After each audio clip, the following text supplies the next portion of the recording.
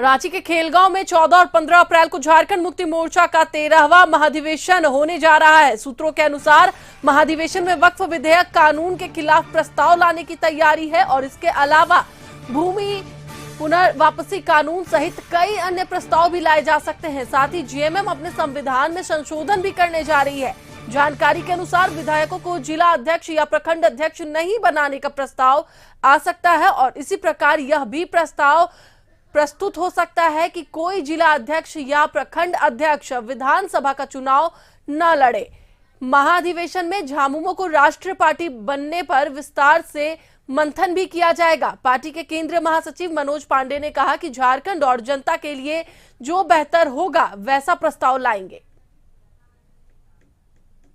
महाधिवेशन में अमूमन ऐसा होता है, 2-3 जो समितियां बनती हैं उसमें एक महत्वपूर्ण समिति संविधान संशोधन समिति, क्या कुछ हम अपना जो पार्टी का संविधान है उसमें हम क्या कुछ संशोधन करें, क्या कुछ हम पार्टी को सलाह दें, सरकार को पार्टी के माध्यम से क्या प्रस्ताव लाया जा सकता है महाधिवेशन में जो पारित होकर सरकार के कामकाज पर जिसका प्रभाव पड़े।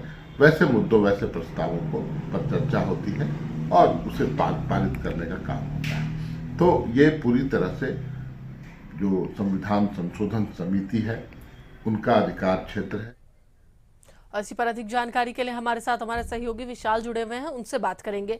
अब विशाल, जिस तरीके से देखा जा रहा है कई तरह के प्रस्ताव लाने की बात चल रही है, 13वां महाधिवेशन है और ऐसे में अब पार्टी को राष्ट्रीय पार्टी बनाने की भी तैयारी में झारखंड मुक्ति मोर्चा जुटी हुई है।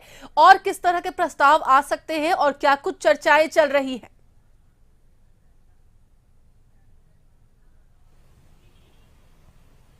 देखिए, 14 व 15 अप्रैल को झारखंड मुक्ति मोर्चा का महाअधिवेशन होने वाला है। इस महाअधिवेशन पर पूरे झारखंड की नजर रहेगी, क्योंकि जिस प्रकार से संशोधन समिति की बैठक हुई थी तो उस बैठक में भी कई बातें छनकर आई थी। जो बातें छनकर आई थी वह इस प्रकार है कि झारखंड मुक्ति मोर्चा के जो जिला अध्यक्ष होंगे और जो प्रखंड अध्यक्ष होंगे वह विधायकी और सांसदीय का चुनाव नहीं लड़ पाएंगे। साथ ही साथ जो विधायक होंगे वह जिला अध्यक्ष व प्रखंड अध्यक्ष नहीं बन सकते हैं। तो देखिए, इस प्रकार की जो बातें हैं सामने आ रही थी।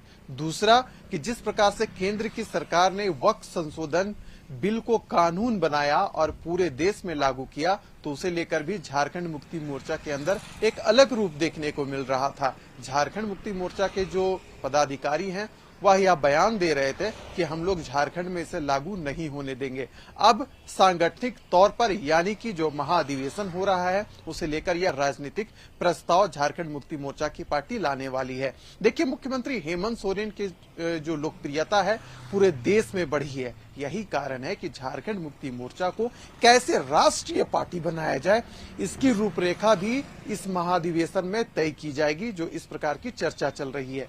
वहीं अगर हम दूसरी ओर देखें, जो विपक्ष में अहम भूमिका निभा रही है भारतीय जनता पार्टी, उन्होंने झारखंड मुक्ति मोर्चा के महाधिवेशन पर ही सवाल खड़ा कर दिया है और कहा है कि झारखंड मुक्ति मोर्चा अगर सचमुच में संविधान को मानती है तो अपने संविधान की जो रूपरेखा है उसमें कोई भी बदलाव ना करे, यानी कि एक व्यक्ति एक पद वाली जो परिभाषा है उसे लागू कर दिखाए। तो देखिए, इस प्रकार की चर्चा चल रही है। वहीं दूसरी ओर बताएं तानिया, तो आज झारखंड मुक्ति मोर्चा कार्यालय में आज बैठक का आयोजन भी किया गया है, जिसमें यह तय होगा कि किस प्रकार से 14 व 15 अप्रैल को महाधिवेशन का आयोजन होगा, कौन कौन से बड़े जो झारखंड मुक्ति मोर्चा के नेता हैं वो शामिल होंगे। लेकिन देखिए, जिस प्रकार से झारखंड मुक्ति मोर्चा का विस्तार हुआ है, अगर हम पश्चिम बंगाल की बात करें, बिहार की बात करें या छत्तीसगढ़ की बात करें, तो यहाँ से भी कार्यकर्ता इस महाधिवेशन में सम्मिलित होंगे। यानी कि कुल मिलाकर देखा जाए तो झारखंड मुक्ति मोर्चा का यह जो